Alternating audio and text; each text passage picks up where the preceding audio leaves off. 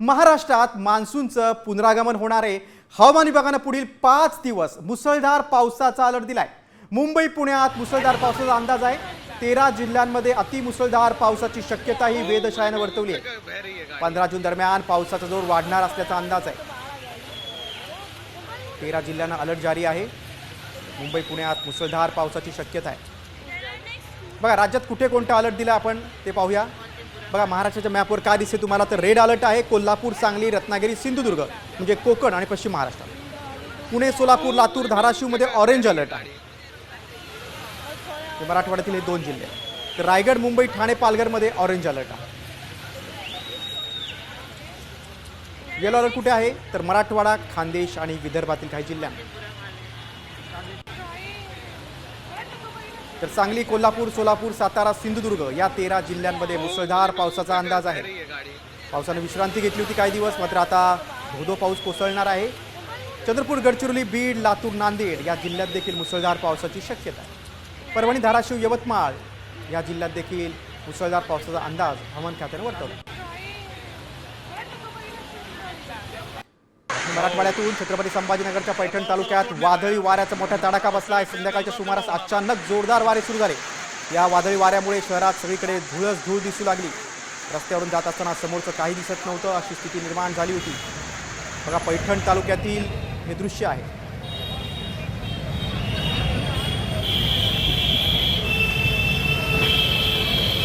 आपण बघतो या वादळी वाऱ्यामुळे अगदी किरकोळ काही अपघात देखील झालेले आहेत। अति मोठ्या प्रमाणात जोरदार वारा वाहू लागला। 2 गाड्या देखील एकमेकांवर आदळल्या। आपण दृश्य बघतो ही बाजारपेठेतील दृश्य। पैठण तालुक्याला वादळी वाऱ्याचा मोठा तडाखा बसलाय। संध्याकाळच्या सुमारासचे चित्र आहे। अगदी समोरचं देखील काही दिसत नव्हतं।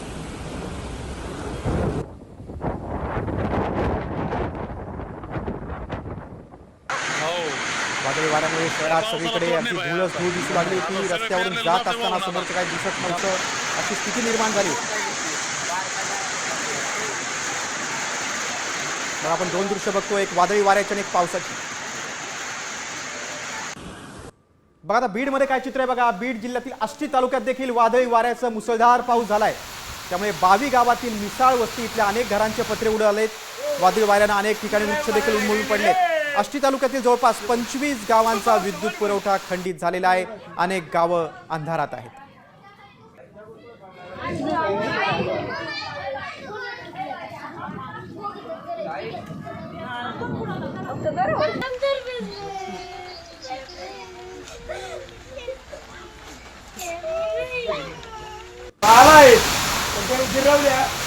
जिरवली म्हणजे पुरी जिरवली।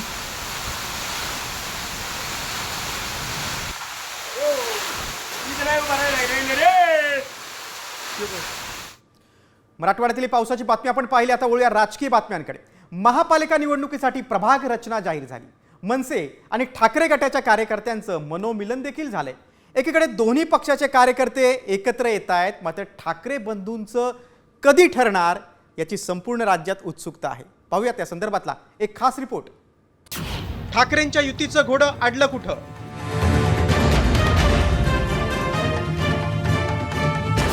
प्रभाग रचना जाहीर, युतीचा निर्णय कधी?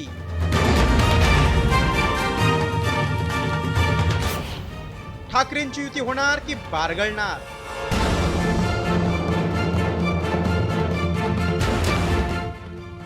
ठाकरे बंधू एकत्र येण्याच्या चर्चेनंतर आता दोन्ही पक्षांच्या नेत्यांचं आणि कार्यकर्त्यांचं मनोमिलन सुरू झालंय। नेत्यांच्या भेटीगाठी आणि कार्यकर्त्यांकडून सरकार विरोधात एकत्रित एल्गार पुकारला जातोय। ज्या स्थानिक स्वराज्य संस्थांच्या पार्श्वभूमीवर ठाकरे बंधू एकत्र येण्याच्या चर्चा रंगतायत, त्या महापालिका निवडणुकीच्या संदर्भातील प्रभाग रचनाही जाहीर झाली आहे। मात्र युतीचं घोडं काही पुढे जात नाहीये। आता त्यामागची कारणच मनसे आणि ठाकरे गट सांगते। निवडणुका कशा प्रकारे लढायच्या, कोणाबरोबर लढायच्या, स्वतंत्र लढायच्या की नाही, त्या संदर्भात पक्षामध्ये चर्चा सुरू आहे। काही विषयावर चर्चा संपलेली आहे आणि या संदर्भात निर्णय घेण्याचे बरेचसे अधिकार हे शिवसेना पक्ष प्रमुखांनी स्थानिक पातळीवर दिलेले आहे। महापालिका निवडणुकी संदर्भातील प्रभाग रचना जाहीर झाल्यानं सर्वच राजकीय पक्षांनी कंबर कसली। मनसे आणि ठाकरे गटाच्या पदाधिकाऱ्यांनी एकत्र येत आंदोलन करण्याची सुरुवात केली. त्यामुळे नेत्यांचं आणि कार्यकर्त्यांचं मनोमिलन झालं असलं तरी युतीबाबत चर्चा आणि प्रस्ताव कधी पाठवला जाणार याची माहिती विश्वसनीय सूत्रांनी दिली. निवडणुका जाहीर झाल्यानंतरच चर्चेची पावलं टाकली जाणार आहेत. नेते सकारात्मक असले तरी प्रस्ताव आणि चर्चा निवडणूक जाहीर झाल्यानंतरच होईल. निवडणूक जाहीर होण्याआधी ताकदीचा आढावा घेतला जाणार आहे. खरं तर राज ठाकरेंनी शिवसेना सोडल्यानंतर वारंवार ठाकरे बंधू एकत्र येण्याच्या चर्चा रंगल्या. त्यानुसार नेत्यांच्या भेटीगाठी झाल्या. मात्र त्यानंतर युतीच्या चर्चा बारगळल्या होत्या. आतापर्यंत किती वेळा ठाकरे बंधू एकत्र येण्याच्या चर्चा झाल्या ते पाहूया. 2012 बाळासाहेब ठाकरेंच्या निधनानंतर ठाकरे बंधू एकत्र येण्याची चर्चा होती. 2016 मुंबई महापालिका निवडणुकीपूर्वी ठाकरे बंधू एकत्र येण्याची चर्चा होती, मात्र प्रस्ताव आला नाही. 2019 विधानसभा निवडणुकीपूर्वी पुन्हा ठाकरे बंधूंच्या युतीची चर्चा होती.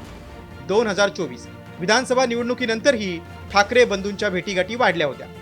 2025 राज आणि उद्धव एकत्र येण्याच्या चर्चांना खुद्द ठाकरे बंधूंकडून दुजोरा मिळालाय. युती संदर्भात दोन्ही पक्ष सकारात्मक असले तरी ठाकरे गटानं एक पाऊल पुढे टाकत 12 शिलेदारांवर विभागनिहाय जबाबदारी दिली. तर राज ठाकरेंनी बैठक घेत चाचपणीचे आदेश दिले. एकूणच एकीकडे युतीच्या चर्चा सुरू ठेवून स्वतंत्र चाचपणी सुरू ठेवल्याचं चित्र दिसत असल्यानं युती प्रत्यक्षात येणार की आधीप्रमाणेच युतीच्या चर्चेचं गुऱ्हाळ सुरूच राहणार याकडे राज्याचं लक्ष लागलंय. ब्युरो रिपोर्ट, साम टीव्ही न्यूज.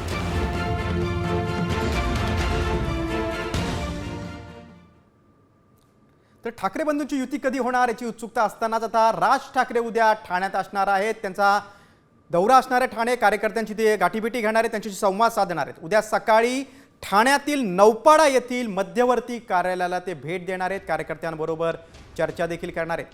आगामी महानगरपालिका निवडणुकीच्या पार्श्वभूमीवर मनसेने आता तयारी सुरू केलेली आहे. राज ठाकरे उद्या ठाण्यात येणार आहेत.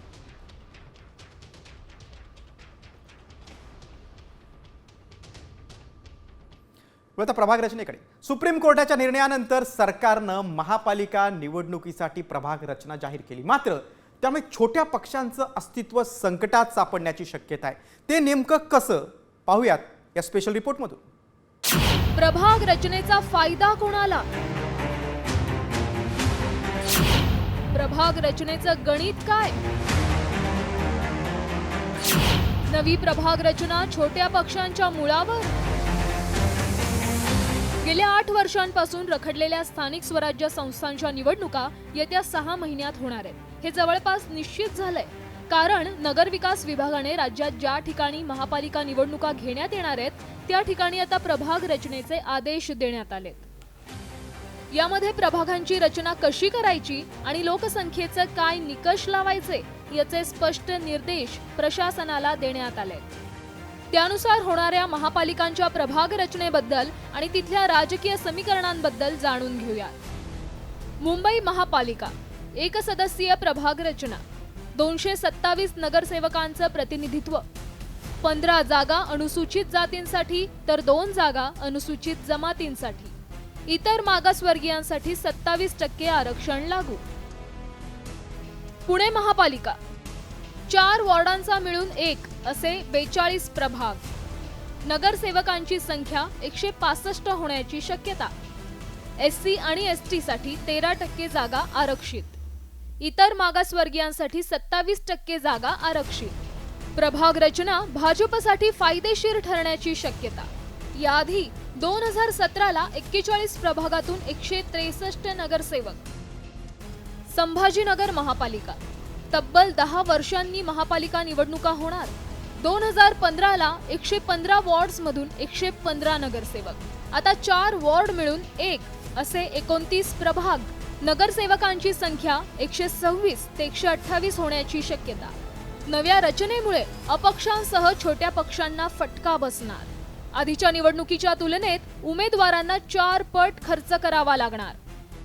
नागपूर महापालिका एकूण 38 प्रभाग, त्यापैकी 37 प्रभागात 4 सदस्यीय प्रतिनिधित्व, 38व्या प्रभागात 3 सदस्यीय प्रतिनिधित्व. 2017 प्रमाणे नगरसेवकांची संख्या 151 राहणार. SC साठी 30, ST साठी 12 आणि OBC साठी 42 जागा आरक्षित. कित्येक वर्ष रखडलेल्या महापालिका निवडणुकांना हिरवा कंदील मिळाल्यामुळे राजकीय पक्षांनी प्रभागवार चाचपणीला सुरुवात केली. प्रभाग रचना 3 आणि 4 सदस्यीय केल्यानं कुणाचा किती फायदा आणि कुणाचा तोटा होणार हे निवडणुकीनंतर कळेलच. ब्युरो रिपोर्ट, साम टीव्ही न्यूज. आता वेळ संजय राऊतांच्या वक्तव्याकडे. महापालिका निवडणुकीसंदर्भात खासदार राऊतांनी मोठं विधान केलंय. ठाकरे सेनेनं मनपा निवडणुकांसाठी 100% तयारी सुरू केल्याचं राऊत यांचं म्हणणं आहे. निवडणुका कशा कुणासोबत लढवायच्या याबाबत पक्षात चर्चा सुरू असल्याचं देखील त्यांनी म्हटलंय.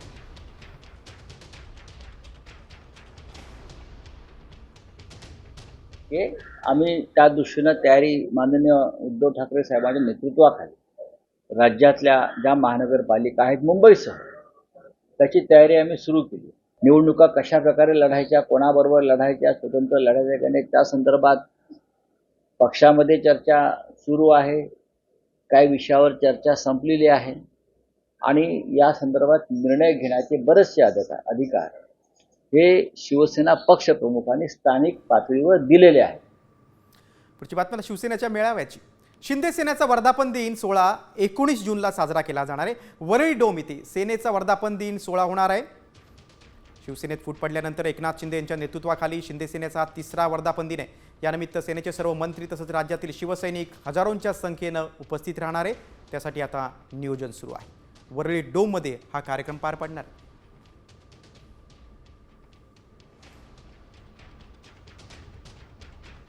पुढची बातमी आता प्रहार संघटनेच्या आंदोलनाची. वर्ध्यामध्ये प्रहार जनशक्ती पक्षाच्या वतीनं चक्का जाम आंदोलन करण्यात आलं. वर्ध्याच्या बजाज चौकात टायर जाळून सरकारचा निषेध करण्यात आला. प्रहारच्या कार्यकर्त्यांकडून सरकार विरोधात जोरदार घोषणाबाजी देण्यात आल्या. माजी आमदार बच्चू कडू यांच्या आंदोलनाच्या समर्थनार्थ कार्यकर्त्यांनी हे आंदोलन केलं. पोलिसांनी कार्यकर्त्यांना ताब्यात घेतलेलं आहे. अमरावतीमध्ये बच्चू कडूंचं आंदोलन सुरू आहे. शेतकऱ्यांच्या काही मागण्यांवरून, दिव्यांगांच्या मागण्यावरून आणि त्या आंदोलनाला पाठिंबा देण्यासाठी अनेक ठिकाणी आता राज्यात प्रहार संघटनेचे कार्यकर्ते आंदोलन करतात. अध्यक्ष अमरावती जिल्ह्यातील गुरुकुंड मोजरू येथे अन्नत्याग आंदोलन करत आहे, परंतु सरकारला अजूनही जाग आलेला नाही. शेतकऱ्यांची संपूर्ण कर्जमाफी करण्यात येईल हे आश्वासन देण्यात आलेलं होतं हे सरकार येण्याच्या अगोदर, परंतु सरकार हे कुठेतरी आता दडपशाही करत आहे आणि दिलेलं आश्वासन पाळत नाही आहे. वंदनीय बच्चूभाऊ 4 दिवसांपासून आंदोलन करत आहेत, परंतु सरकारला त्याचा काही एक घेणं देणं नाही. आज मुख्यमंत्री अकोला जिल्ह्याच्या दौऱ्यावर होते, परंतु तिथून त्यांना आंदोलनकर्त्यांची भेट घेणं आवश्यक वाटलं नाही. याच्यावरून लक्षात येते की सरकारला शेतकऱ्यांचं काही एक घेणं देणं नाही. सरकार फक्त आश्वासन देते आणि सत्तेवर आल्यानंतर मात्र शांत राहते. या सरकारला आमची विनंती आहे की आज जरी आम्ही शांततेच्या आंदोलनात पवित्रा पत्करला आहे, परंतु उद्यापासून आपण वर्ध्या शहरातील दृश्य बघतोय. प्रहार संघटनेचे कार्यकर्ते आक्रमक झाले होते.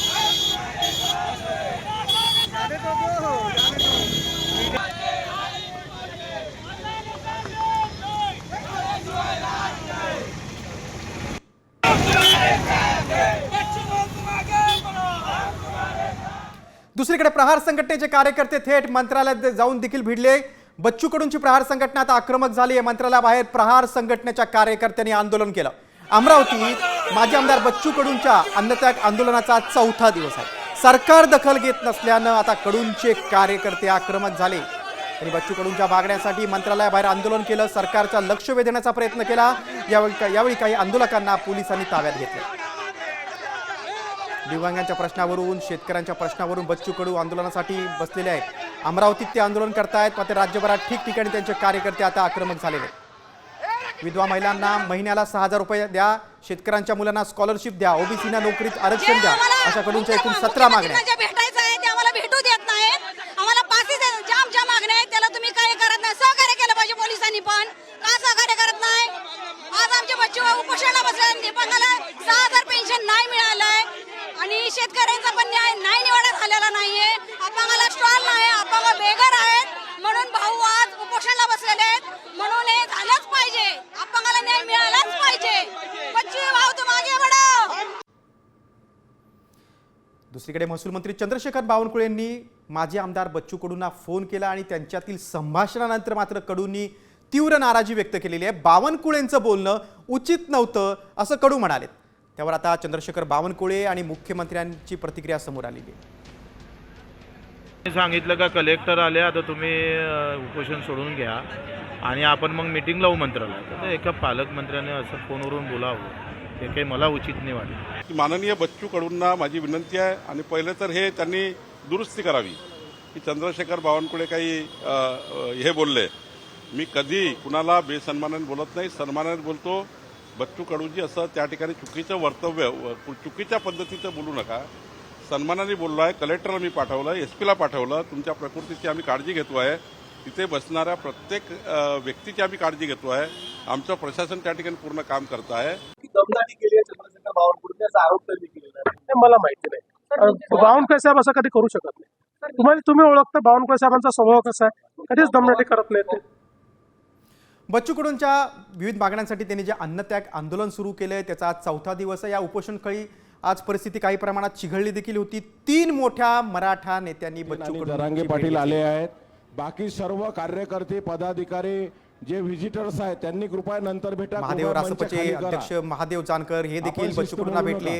त्याशिवाय रविकांत तुपकर तसंच मराठा आंदोलक मनोज जरांगे पाटील यांनी देखील आंदोलनस्थळी भेट दिली आणि आपली भूमिका स्पष्ट केलेली आहे. अरे शांत रहा, थोडं शांत रहा. पुढच्या बातमीकडे. महायुतीत पुन्हा लाडकीच्या निधीवरून आता संघर्षाची ठिणगी पडली. एवढंच नाही तर शिंदे गटानं अजित पवारांच्या कार्यपद्धतीवर टीका केली. नेमकं काय घडलंय, ही संघर्षाची ठिणगी का पडली, पाहूयात या स्पेशल रिपोर्टमधून. लाडकीच्या निधीसाठी महायुतीत बिघाडी. दादांच्या कार्यपद्धतीवर शिंदे गटाची नाराजी. विश्वासात न घेतल्याचा शिंदे गटाचा आरोप. की अजित पवार पैसे सोडत नाही. अरे पैसे सोडत नाही काय, माझ्या खिशात पैसे घेऊन बसलोय. ऐकलत, लाडक्या बहिणीच्या निधीवरून महायुतीत खडाजंगी सुरू आहे. त्यातच अजित पवारांनी सामाजिक न्याय विभागाचा 410 कोटींचा निधी वळवल्यानंतर शिंदे गटाचे मंत्री संजय शिरसाट यांनी नाराजी व्यक्त केली होती. मात्र निधीच्या खर्चावर खुलासा करताना अजित पवारांनी वर्धापन दिनाच्या कार्यक्रमातून शिंदे गटाला टोला लगावलाय.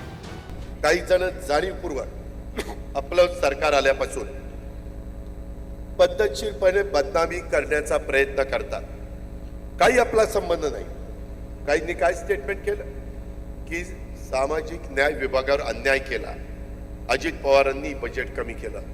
कधी कधी काही जण बातम्या सोडतात की अजित पवार पैसे सोडत नाही. अरे पैसे सोडत नाही काय, माझ्या खिशात पैसे घेऊन बसलोय. अजित पवारांनी शिंदे गटाला डिवसल्यानंतर आता शिंदे गटाचे मंत्री भरत गोगावलेंनी अजित पवार निधी वळवताना शिंदे गटाच्या मंत्र्यांना विश्वासात घेत नसल्याचं म्हटलंय. तर हा वाद जास्त वाढण्याची शक्यता असल्यानं चंद्रशेखर बावनकुळेंनी सारवासारव करण्याचा प्रयत्न केला. एखाद्या मंत्र्याचा जर निधी थांबवला काही कारण असतो किंवा काय, तर ते मला असं वाटतंय की काही गोष्टी मी जर मंत्री आहे आणि माझ्या जर खात्यातला काही निधी जर थांबवायचा असेल तर आम्हाला पण विश्वासात घेणं गरजेचं आहे. ह्या अशा अडचणी आहेत या राज्याच्या आणि त्याच्यामुळे थोडं आपण समजून घेणं गरजेचं. आम्ही समजू शकतो ना की ज्या अर्थी आम्ही लाडक्या बहिणींना सांभाळतो आहे, ज्या अर्थी ते पैसे आम्हाला द्यावेच लागत आहेत, त्या अर्थी थोडा निधीला पण किंवा इतरही फंडिंगला थोडी कात्री बसते. नाही, साहजिक आहे की माननीय अजितदादा आणि आम्ही सर्व बसून ज्या डिपार्टमेंटला जो निधी देय आहे त्या डिपार्टमेंटला अजितदादा नेहमीच त्या मंत्र्यांना बोलून चर्चा करत असतात. मागच्या वेळी बजेटच्या वेळी अजितदादांनी त्या डिपार्टमेंटच्या मंत्र्यांना बोलून कुठल्या डिपार्टमेंटची काय रिक्वायरमेंट आहे त्यांचं संपूर्ण डिपार्टमेंट आणि मंत्री असेच मंत्रालयात बोलून त्या ठिकाणी निधीचं वाटप केलं होतं. खरं तर लाडकी बहीण योजना महायुतीसाठी गेम चेंजर ठरली. मात्र महायुती सत्तेत आल्यानंतर तिजोरीवरचा भार कमी करण्यासाठी लाडक्या बहिणींना अपात्र करण्याचा सपाटाच लावला. सरकारनं 10 लाख लाडक्या बहिणींना वगळलंच नाही तर लाडक्या बहिणींच्या निधीत 10,000 कोटींची कपात केली. एवढं करूनही निधीचा मेळ न बसल्यानं सरकारनं सामाजिक न्याय आणि आदिवासी विभागाचा निधी वळवलाय. त्यामुळे महायुतीत संघर्षाची ठिणगी पडली. त्यामुळे आता शिंदे गटाच्या मंत्र्यांना निधी देऊन अजित पवारांकडून या वादावर पडदा टाकला जाणार की हा वाद आणखी तीव्र होणार, याकडे राज्याचं लक्ष लागलंय. ब्युरो रिपोर्ट, साम टीव्ही न्यूज. दरम्यान रायगड जिल्ह्याच्या पालकमंत्री पदाचा तिढा अजूनही कायम आहे. त्यामुळे आता रायगड जिल्ह्यातील हरिहरेश्वर, श्रीवर्धन आणि मारळच्या पर्यटन आराखड्यासंदर्भात अजित पवारांच्या अध्यक्षतेखाली एक बैठक झाली. या बैठकीला मंत्री भरत गोगावलेंनी दांडी मारली. या बैठकीला मंत्री आदिती तटकरे, इंद्रनील नाईक, शंभूराज देसाई, शिवेंद्रराजे भोसले यासह खासदार सुनील तटकरे देखील उपस्थित होते. मात्र रायगड जिल्ह्याच्या पालकमंत्री पदासाठी इच्छुक असलेले भरत गोगावलेंनी दांडी मारल्यानं चर्चेला उधाण आलंय.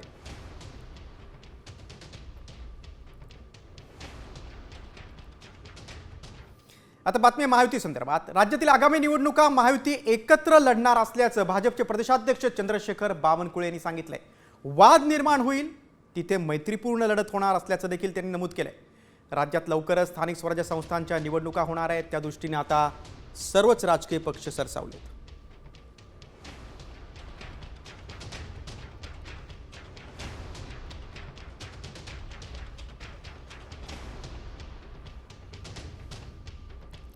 महाराष्ट्रामध्ये संपूर्ण निवडणुका महायुतीसोबत लढणार आहे.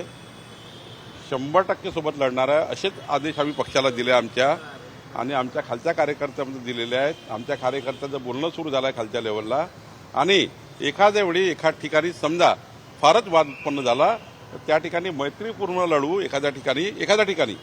बाकी सरसकट युती आहे, महायुती आहे. कुठलाही त्या ठिकाणी संभ्रम बाळगायची गरज नाही. वळत नारायण राणेंच्या मोठ्या विधानाकडे. भाजपचे मंत्री नितेश राणेंनी केलेल्या वादग्रस्त वक्तव्यावर आता त्यांचे वडील नारायण राणे यांनी प्रतिक्रिया दिली. मुख्यमंत्री हा कुणाचा बाप नसतो, त्यामुळे नितेशने केलेलं वक्तव्य चुकीचंच होतं. मी नितेशला समज दिले असं राणे म्हणाले. तसंच कोणाचा निधी अडवणं हे देखील चुकीचं असून त्याबाबत देखील मी सूचना देणार असल्याचं राणेंनी स्पष्ट केलं. बाप म्हणणं चुकीचं आहे. मी त्याला याबद्दल बोललेलो आहे. कोणाचं शेवटी मुख्यमंत्री हा महाराष्ट्राच्या जनतेचा सेवक असतो, कोणाचा बाप नसतो. मी मुख्यमंत्री होतो तेव्हा लोकांना सांगायचं मला साहेब बनवू नका, मी सेवक आहे महाराष्ट्र जनतेचा. तीच समज मी नितेशला दिलेली. एकीकडे नारायण राणेंनी आपल्या लेकाला समज दिली आहे, दुसरीकडे ठाण्यात ठाकरे सेनेनं भाजपचे नेते नितेश राणेंना डिवचलंय. देवेंद्र फडणवीस हे माझे बाप नाहीत असा मजकूर असलेला बॅनर ठाण्यात लावण्यात आला. हा बॅनर लावून ठाकरे सेनेनं राणे पिता पुत्रांविरोधात एक प्रकारे दंड ठोपटले. दरम्यान ठाण्यातील 3 हात नाका परिसरात लावलेले हे बॅनर आता हटवण्यात आले.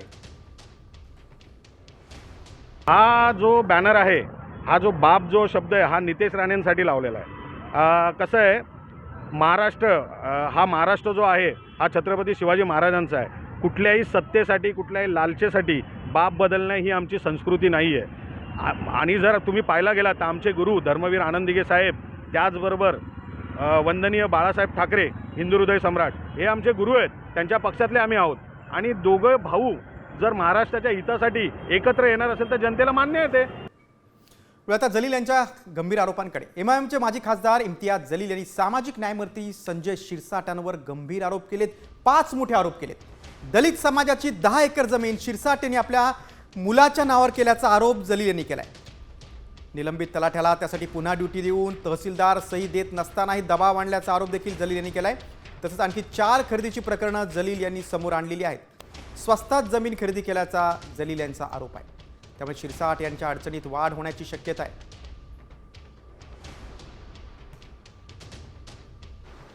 शाजापूरची जागा आहे, गट नंबर 8ची जागा आहे.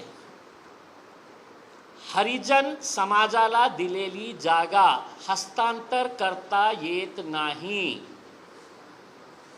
त्या डॉक्युमेंटवर लिहिलेलं आहे.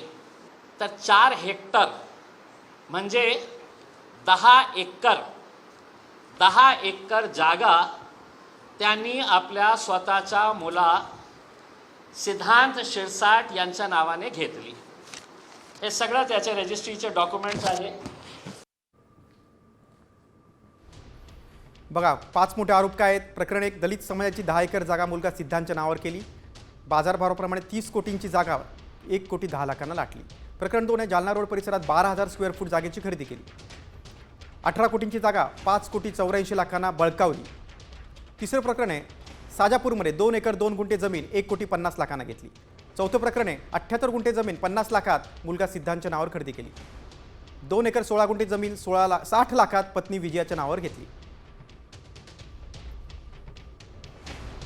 तर जलील यांच्या या आरोपांवर आता मंत्री शिरसाट यांनी प्रतिक्रिया दिलेली आहे. जे लीगल असेल ते मी पाहीन असं शिरसाट म्हणाले. असे दलाल मार्केटमध्ये खूप फिरत असतात असा टोला शिरसाट यांनी लगावलाय. जाऊ द्या, त्याच्याबद्दल मला बोलायचं नाही. असे फार येतात फार जातात. अहो आता त्यांना जाऊ द्या, करू द्या ना, काय करायचं, जे काही लिगल असेल ते पाहिल ना मी. म्हणून त्याच्यावर चर्चा करण्यात काही मला अर्थ नाही, मला इंटरेस्ट पण नाही. असे दलाल मार्केटमध्ये भरपूर फिरत असतात. तर आता दानवेंच्या वक्तव्याकडे वळू आपण. गरीब दलितांची जमीन हडपणे हाच शिरसाटांचा सामाजिक न्याय असल्याचा टोला ठाकरे गटाचे आमदार अंबादास दानवेंनी लगावलाय. जलीलांनी केलेला आरोप हा मनी लॉन्ड्रिंगचाच प्रकार असून शिरसाटांची गाडी ही दुबईवरून दुसऱ्याच्या नावावर आणल्याचा आरोप अंबादास दानवेंनी केला.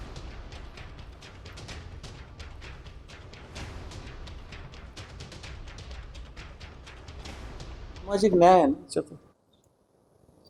ते पण दलित आहेत ना. ते श्रीमंत झाले का न्याय मिळतो, सामाजिक न्याय मिळतो अशी त्यांची भावना. बाकीचे दलित देशोधडीला लागले तरी चालते. ते मनी लॉन्ड्रिंगचाच प्रकार आहे हा. शिरसाट गाडी वापरतात ती कोणाच्या नावावर एवढंच विचारा तुम्ही बस. शिरसाट एवढे पैसे घेऊ शकतात तर स्वतःची गाडी का घेऊ शकत नाही, हा माझा प्रश्न आहे. बोंडवे नावाचा कोण व्यक्ती त्याच्या नावावरती गाडी आहे, दुबईहून आणलेली गाडी माझ्या माहितीप्रमाणे. आणि आता सरकारी कर्मचाऱ्यांसाठी मोठी बातमी आहे. शासकीय निमशासकीय सेवेतील सेवानिवृत्त अधिकाऱ्यांना आता विविध विभागांमध्ये कंत्राटी पद्धतीनं घेण्याचा निर्णय घेण्यात आला आहे. त्यानुसार सरकारी कार्यालय तसंच आस्थापनांमध्ये अधिकाऱ्यांच्या एकूण पदांच्या 10% पदांवर निवृत्त अधिकाऱ्यांची नियुक्ती करण्यात येणार आहे. त्यांना वयाच्या 65 वर्षापर्यंत आणि त्यानंतरही क्षमता असल्यास वयाच्या 70पर्यंत सरकारला सेवा देता येणार आहे. मात्र कंत्राटी पद्धतीनं सेवेत घेण्यास अधिकारी संघटनेने मात्र विरोध केलेला आहे.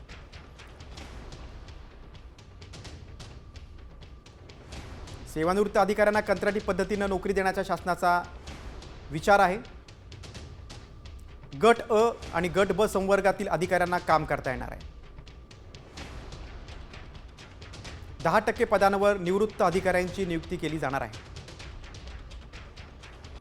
वयाच्या 65 वर्षापर्यंत क्षमता असल्यास 70पर्यंत देखील सेवा देता येईल. 1 वर्षाचा प्राथमिक करार केला जाईल आणि आवश्यकतेनुसार हा करार वाढवला जाईल. सेवानिवृत्त अधिकाऱ्यांनाही सेवेत घेता येणार आहे. मात्र जी कर्मचाऱ्यांची जी अधिकाऱ्यांची सरकारी कर्मचाऱ्यांची संघटना आहे त्यांनी मात्र या निर्णयाला विरोध केलेला आहे. पुढच्या बातमीकडे. बातमी कल्याणमधून. मुंबईतील सर्वच लोकलचे दरवाजे स्वयंचलित करण्याचा निर्णय रेल्वे प्रशासन एकीकडे घेत असताना दुसरीकडे मात्र डोंबिवली रेल्वे स्थानकात मंगळवारी सकाळी वातानुकूलित लोकलचे दरवाजे गर्दीमुळे बंद होत नसल्याचा प्रकार उघडकीस आला. प्रवाशांच्या गर्दीमुळे 10 मिनिटं दरवाजा बंदच होत नव्हता. मंगळवारची ही स्थिती आजही पाहायला मिळाली. डोंबिवली स्टेशनवर एसी लोकल आल्यानंतर प्रवाशांची मोठी गर्दी पाहायला मिळाली आणि या प्रवाशांमुळे एसी लोकलचे दरवाजे बंद होत नव्हते. अखेर प्रवाशांना जबरदस्तीने ढकलण्यासाठी जवानांना कसरत करावी लागली. 2 दृश्य तुम्ही बघताय. काल जशी गर्दी होती तशीच आजही गर्दी होती आणि आज देखील एसी लोकलचा दरवाजा लागत नव्हता. का लागत नव्हता तर तुडुंब गर्दी झाली. डब्यातील ही गर्दी बघा. नाही, एसीचं त्या पण गाड्या वेळेवर नसतात. म्हणजे आपण जरी तिकीट जरी काढून आपण उभा असेल स्टेशनला तर आपल्याला भेटेल की नाही भेटेल याची शंका. तर त्यापेक्षा आपली जी रेग्युलर गाडी आहे त्याच्याच फेऱ्या जर वाढवल्या तरच काहीतरी याच्यातनं मार्ग निघेल. कसली भीती वाटते की गर्दी केवढी असते, मरणाची जीव गुदमरतोय नुसता. घरात स्वयंचे दरवाजे लावणारे म्हणतात ते कशाला वाहतकी मरते गुदमरून जीव. ते कशाला दरवाजे ते नको आहे, ते अशा आहेत ते धाव्या.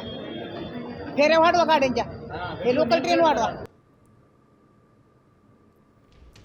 बघा, मुंब्रा लोकल दुर्घटना नेमकी घडली तरी कशामुळे याचं कारण अद्याप समोर आलं नाही. सीसीटीव्ही आणि साक्षीदार देखील स्पष्ट करू शकले नाहीत कारण. अपघाताचं गूढ अजून उलगडेना. मध्य रेल्वेकडून चौकशी सुरू आहे. मात्र ठोस नेमका अपघात कशामुळे झाला त्याचं नेमकं कारण अद्याप समोर आलेलं नाही.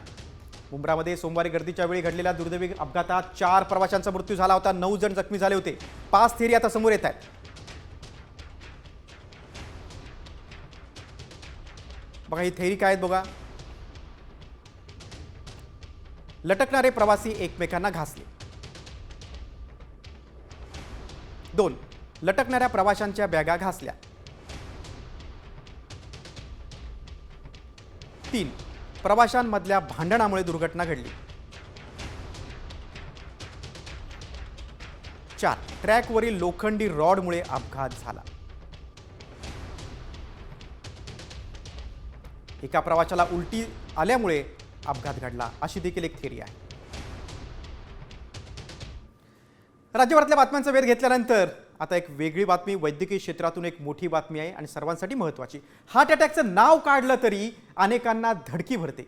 मात्र आता फक्त एक इंजेक्शन, हो केवळ एक इंजेक्शन हार्ट अटॅकचा धोका टाळणार आहे. ते नेमकं कसं पाहूयात साम टीव्हीच्या या स्पेशल रिपोर्टमधून. हार्ट अटॅकचा धोका टळणार.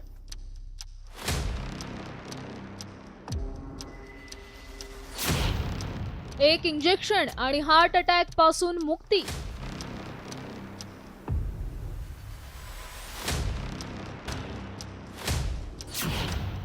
हार्ट पेशंट्सना आता औषधाची गरज नाही.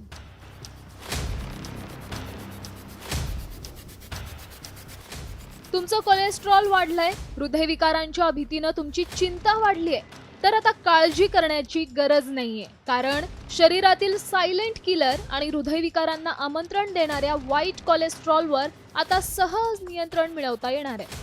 एका इंजेक्शनाच्या सहाय्यानं शरीरातील वाईट कोलेस्ट्रॉल झटपट कमी करता येणार आहे.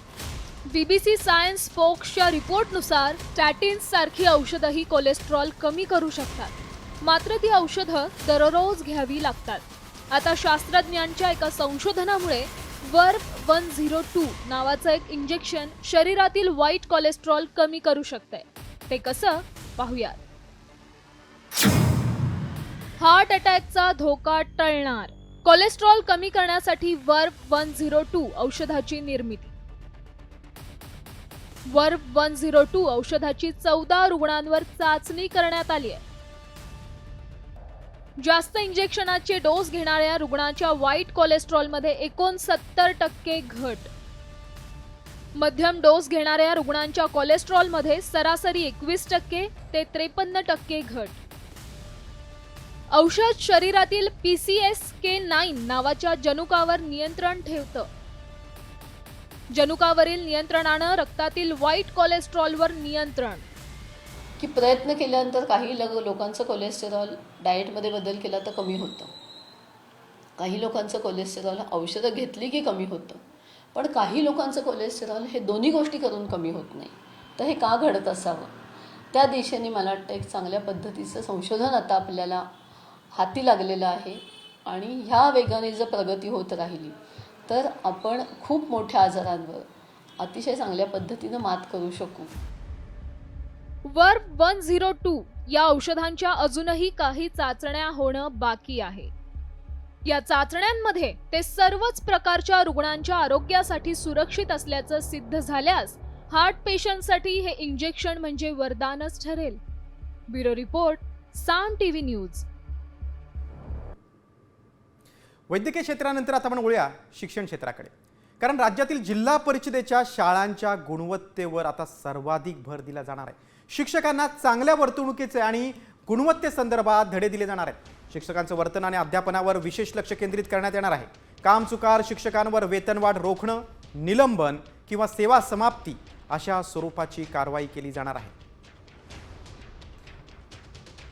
प्राथमिक शाळांच्या शिक्षकांनी ठरवलेलं आहे की शाळांची पटसंख्या वाढवायची आणि गुणवत्ता देखील वाढवायची.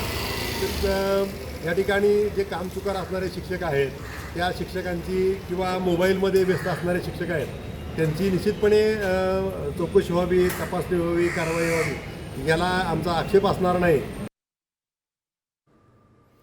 वळूया आता धक्कादायक बातमीकडे. एका क्लिकवर काम करणारं AI तंत्रज्ञान आता थेट महिला डॉक्टरांच्या इब्रतीवरच उठलंय. याच AIद्वारे परराज्यातील एका आरोपीनं महिलांचे अश्लील व्हिडिओ बनवलेत. काय आहे हा धक्कादायक सगळा प्रकार पाहूयात या स्पेशल रिपोर्टमध्ये. AI उठलं महिलांच्या इब्रतीवर. सहकारी डॉक्टरनेच उगारला AIद्वारे सूड.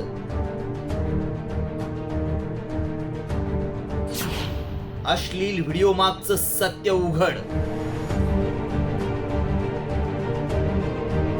एका जुन्या वादाचा बदला घेण्यासाठी एका डॉक्टरनं 2 महिला डॉक्टरांचा अश्लील व्हिडिओ बनवला आणि त्यासाठी मदत घेतली ती AI तंत्रज्ञानाची.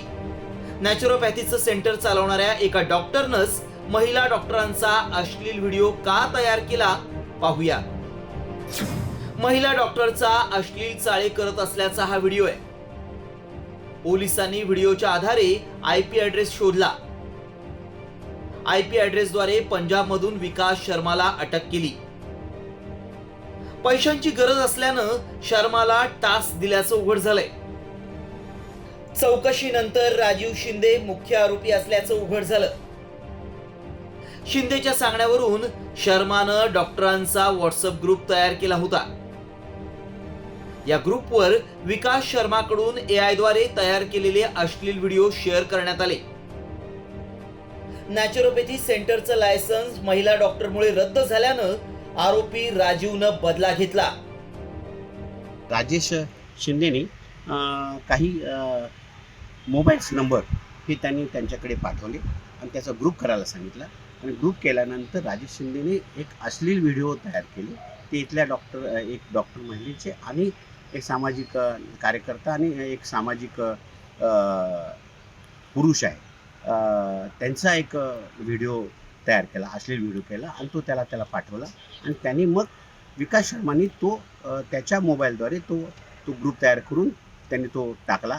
डिजिटल एव्हिडन्सच्या आधारे आम्ही राजेश शिंदेना आरोपी केलेला आहे आणि त्याचा पुढचा तपास चालू आहे.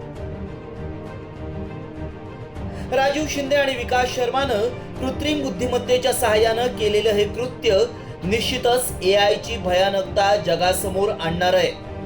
AI तंत्रज्ञानाचा असा वापर वैयक्तिक गोपनीयतेवर आणि प्रतिष्ठेवर गदा आणणार आहे.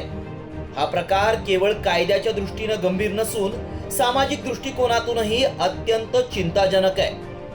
ओमकार कदमसह संभाजी थोरात, साम TV, सातारा. AI तंत्रज्ञानाची एक काळी बाजू देखील आपण पाहिली.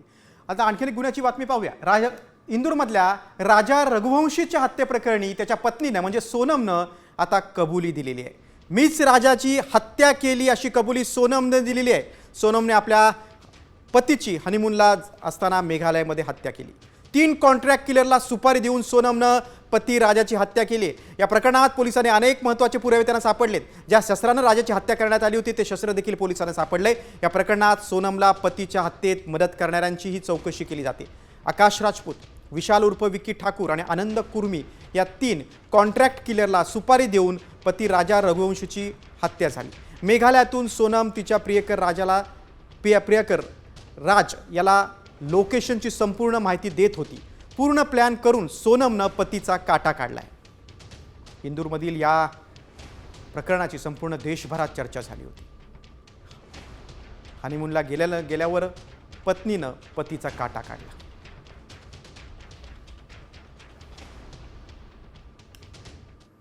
पुढच्या बातमीकडे. बातमी नवी मुंबईतून. भारतात राहायचं की पाकिस्तानात यावरून पती आणि पत्नी टोकाचा वाद झाला आणि यातून पतीनं पत्नीची हत्या करत नंतर आत्महत्या केली.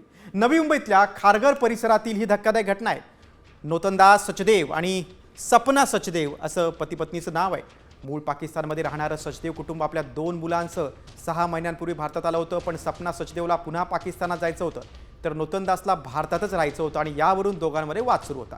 याच वादातून नोतनदासनं पत्नी सपनावर चाकूनं वार केला आणि तिची निर्घृण हत्या केली. या प्रकरणामध्ये आपण खुनाचा गुन्हा दाखल केलेला आहे. प्रथमदर्शनी असं दिसून येतं की हा जो नोतनदास ओलाराम आहे त्याने त्याच्या पत्नीची चाकूने हत्या केली आणि त्यानंतर स्वतःवर पण चाकूने वार केले आणि आत्महत्या केली. हे दोघंही हिंदू आहेत, पाकिस्तानी नागरिक आहेत आणि ते शॉर्ट टर्म व्हिसावर इंडियामध्ये आलेले आहेत. नवी मुंबईतल्या गुन्ह्याच्या बातमीनंतर पुढची बातमी आता संभाजीनगरमधून.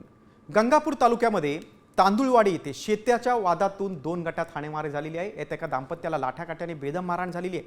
या प्रकरणी आता शिंदेगाव पोलीस ठाण्यात गुन्हा देखील दाखल झालेला आहे. पती पत्नीला बेदम मारहाण झाली आहे त्याचा व्हिडिओ समोर आलाय. हा सगळा शेतीचा वाद होता आणि 2 गट आहेत ते आमने सामने आले आणि त्यांनी मारहाण केली.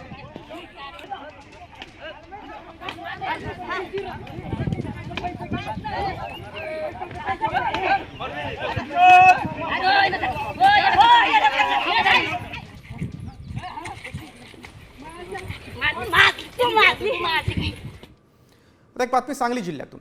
7 महिन्याच्या गर्भवती विवाहितेनं आत्महत्या केल्याचा धक्कादायक प्रकार घडलेला आहे. सासरच्या मंडळींकडून धर्मांतरासाठी होणाऱ्या छळाला कंटाळून तिनं आत्महत्या केल्याचा आरोप होतोय. या प्रकरणी आता कुपवाड MIDC पोलिसांनी पतीसह सासू सासऱ्याला अटक केली आहे. ऋतुजा राजगे असं आत्महत्या केलेल्या विवाहितेचं नाव आहे. दरम्यान सासरच्या मंडळींकडून ख्रिश्चन धर्म स्वीकारण्यासाठी छळ होत होता असा आरोप महिलेच्या वडिलांनी केलेला आहे.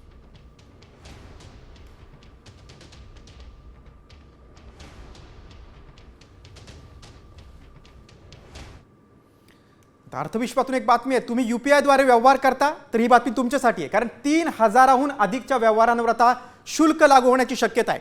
कोविड संकटानंतर भारतात UPI व्यवहारांमध्ये मोठी वाढ झाली आणि सध्या UPI वर होणाऱ्या मर्चंट व्यवहारांचं एकूण मूल्य हे 60 लाख कोटींवर पोहोचले. मात्र झिरो MDR पॉलिसीमुळे बँका आणि पेमेंट सर्व्हिस प्रोव्हायडर्सना खर्च भागवणं कठीण झालंय. त्यामुळे या क्षेत्रात गुंतवणूक होण्याचं प्रमाण कमी झालंय. म्हणूनच UPI पेमेंटवर शुल्क आकारण्याची शक्यता आहे. PMO, अर्थ मंत्रालय आणि संबंधित विभागांनी यावर आता चर्चा सुरू केली. बँका, फिनटेक कंपन्या आणि NPC यांच्यासोबत सल्लामसलत झाली आहे. पुढील 1 ते 2 महिन्यात या संदर्भात अंतिम निर्णय होण्याची शक्यता आहे. बघा, 3,000 पेक्षा जास्त UPI व्यवहारांवर शुल्क लागू होण्याची शक्यता आहे. बँकांचा ऑपरेशनल खर्च वाढला असल्यामुळे हा निर्णय होण्याची शक्यता आहे. सरकार त्यावर विचार करते. छोटे व्यवहार पूर्वीप्रमाणे मोफतच असणार. मोठ्या व्यवहारांवर मात्र 0.3% एवढं शुल्क लागण्याची शक्यता आहे. UPI वरील शुल्काबाबत अंतिम निर्णय 1 ते 2 महिन्यात अपेक्षित आहे.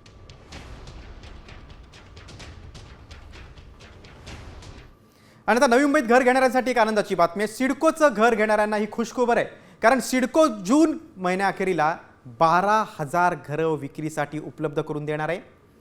नव्या सोडतीमधील 22,000 घरांमध्ये वाशीसह जुईनगर, खारघर, तळोजा, द्रोणागिरी इथल्या घरांचा समावेश आहे. विशेष म्हणजे मागील गृह योजनेतील शिल्लक राहिलेल्या 16,000 घरांचा सुद्धा यात समावेश केला जाणार असल्याचं सांगितलं जात आहे. बघा, सिडकोची घरं कुठे आहेत तर खारघर आहे, तळोजा आहे.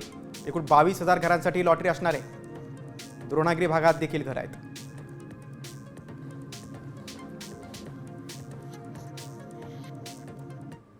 पुढच्या बातमीकडे मुंबई पुणे एक्सप्रेसवेवरील प्रवाशांसाठी मोठी बातमी आहे, कारण या एक्सप्रेसवेवर अपघात झाल्यास आता एअर ॲम्ब्युलन्स मदतीला धावणार आहे. अपघातग्रस्तांच्या मदतीसाठी MSRDC कडून मोफत एअर ॲम्ब्युलन्स सुविधा सुरू करण्यात येणार आहे. त्यासाठी एक्सप्रेसवेवर 4 ठिकाणी हेलिपॅड बांधण्यात येणार आहेत. अपघातग्रस्तांना तत्काळ वैद्यकीय उपचार मिळावे यासाठी हा निर्णय घेण्यात आला आहे. पुणे मुंबई एक्सप्रेसवेवर होणाऱ्या अपघातात वर्षाला सरासरी 100हून अधिक जणांचा मृत्यू होतोय. यात अनेकांना वेळेवर वैद्यकीय उपचार न मिळाल्यानं मृत्यू झालेला आहे आणि त्यामुळेच आता एअर ॲम्ब्युलन्स सेवा देण्याचा विचार आहे. त्यासाठी 4 ठिकाणी हेलिपॅड बांधले जाणार आहेत.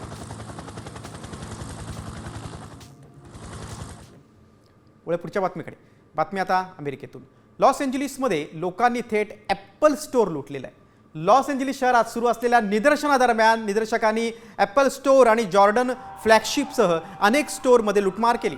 ट्रम्प यांच्या इमिग्रेशन धोरणाविरुद्ध हजारो निदर्शक रस्त्यावर उतरले.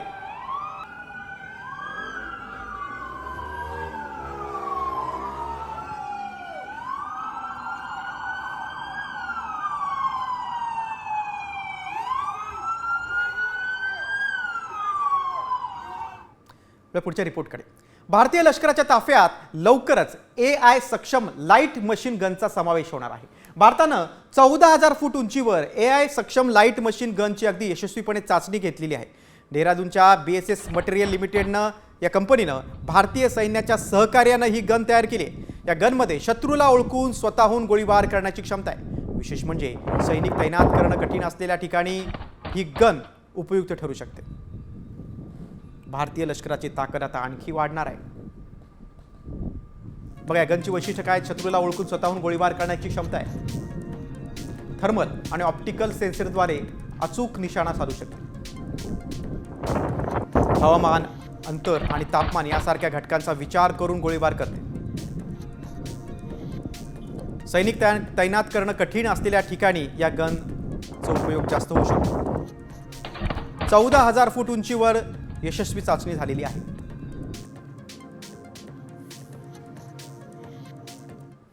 पुढची बातमी आता अपघाताची. पुण्यातून ट्रक आणि दुचाकीचा भीषण अपघात झाला आहे. पुण्यातील गंगाधाम चौकात ही दुर्घटना घडलेली आहे. अपघात इतका भयान होता की ट्रक चालकानं दुचाकीवरील महिलेला उडवलं आणि जागीच महिलेचा मृत्यू झाला. सकाळी 11 वाजता अपघात घडलाय. या अपघातानंतर काही काळ वाहतूक विस्कळीत झाली होती. या अपघाताचा व्हिडिओ आता समोर आलाय. ट्रकनं स्कूटीला उडवलं आणि महिलेचा जागीच मृत्यू झाला.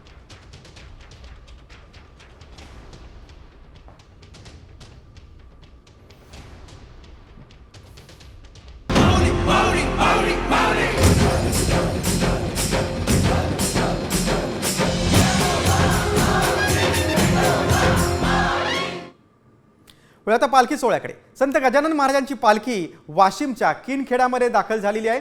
वाशिम जिल्ह्यात पालखीचा हा 4था दिवस आहे आणि आज शेवटचा मुक्काम असणार आहे. पालखी सोहळा मराठवाड्याच्या दिशेने उद्या सकाळी मार्गस्थ होईल. मराठवाड्यातील हिंगोली जिल्ह्यात पालखी सोहळा प्रवेश करेल. किनखेड्याच्या नागरिकांनी पालखी सोहळ्याचं अगदी भक्तिमय वातावरणात स्वागत केलं. गणगण गणात बोते आणि विठ्ठल नामाचा जयघोष यावेळी ऐकू येत होता.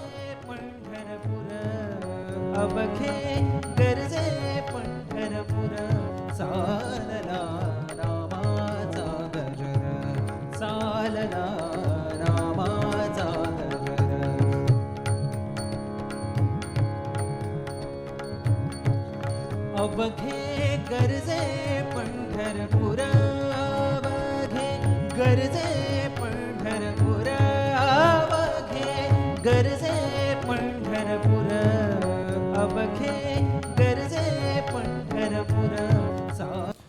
गजानन महाराजांच्या पालखीनंतर वळू आपण आता निवृत्ती महाराजांच्या पालखीकडे. नाशिकमध्ये संतश्रेष्ठ निवृत्तीनाथ महाराजांची पालखीचा आज दुसरा दिवस आहे. दुसऱ्या दिवशी नाशिकच्या सातपूर या ठिकाणी पालखीचा मुक्काम असणार आहे आणि उद्या ही पालखी आता नाशिक शहरात दाखल होणार आहे. दरम्यान नाशिक महानगरपालिकेच्या वतीनं या पालखीचा स्वागत करण्यात येणार आहे. त्यानंतर ही पालखी आता नाशिक शहरातील विविध भागात जाईल आणि उद्याचा मुक्काम नाशिकच्या पंचवटी भागात असणार आहे. पालखीचा दुसरा मुक्काम सातपूर भाजी मार्केट या ठिकाणी.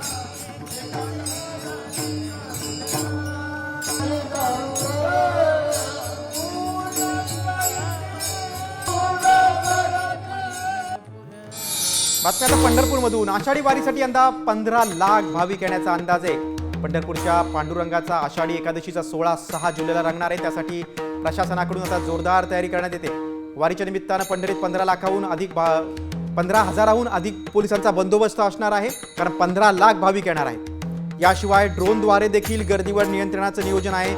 एसटी महामंडळाकडून तब्बल 5,000 गाड्यांचं नियोजन करण्यात आलंय.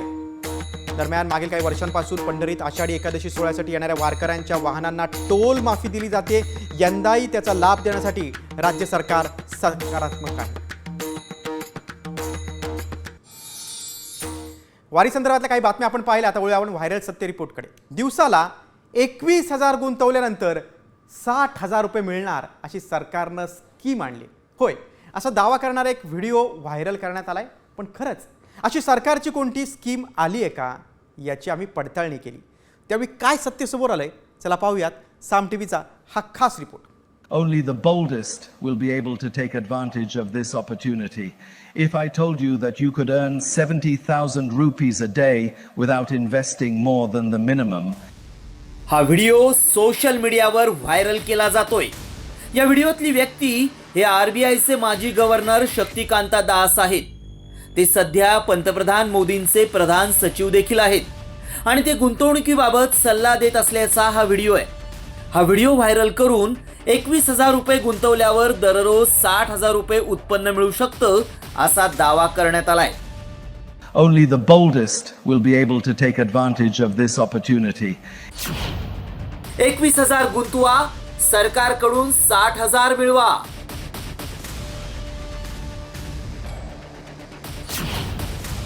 मालामाल करणारी सरकारची नवी स्कीम.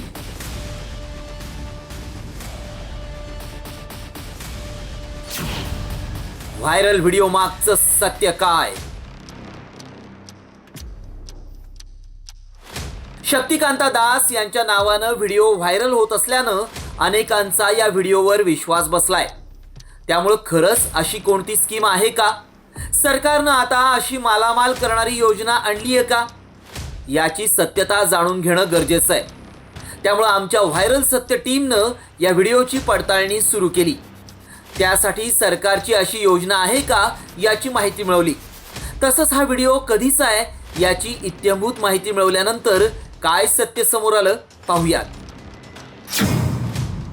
21,000 गुंतवल्यावर 60,000 मिळतात अशी कोणतीही स्कीम नाही. शक्तिकांता दास यांचा व्हायरल व्हिडिओ खोटा आहे. व्हिडिओतला आवाजही शक्तिकांता दास यांचा नाही. व्हिडिओशी छेडछाड करून चुकीची माहिती व्हायरल करण्यात आली आहे. कुठेही पैसे गुंतवण्यापूर्वी तज्ज्ञांचा सल्ला घ्या. पैसे कुणाला नको असतात. सगळ्यांनाच पैशांची गरज असते. काहींना शॉर्टकट मार्गाने पैसे कमवण्याची सवय आहे. अशाच खोट्या भूलथापांना ते बळी पडतात आणि कधीतरी ते अडचणीत सापडतात. त्यामुळे पैसे कुठेही गुंतवताना काळजी घ्या. आमच्या पडताळणीत 21,000 गुंतवल्यावर दिवसाला 60,000 उत्पन्न मिळू शकतं अशी सरकारची स्कीम असल्याचा दावा असत्य ठरलाय. ब्युरो रिपोर्ट शिवाजी शिंदे, साम टीव्ही न्यूज, मुंबई.